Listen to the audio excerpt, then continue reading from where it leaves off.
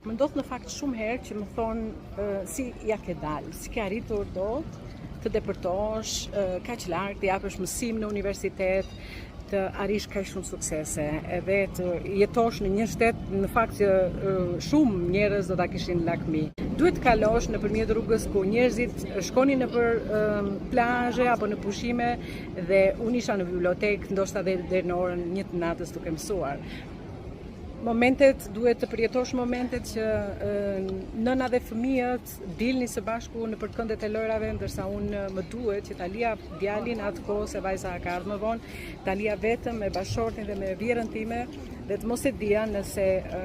ishte bërë me djerës ndoshta apo kishte pasur temperaturë natën, sepse dhe mundësitë për telefon në atë kohë kanë qenë shumë të pakta. Prandaj nuk duhet parë vetëm që shija mbi tort çfarë kam arritur, por duhet parë edhe përpjekjet që janë bërë për të arritur deri te kjo gjë. Pra, gjithkush që ka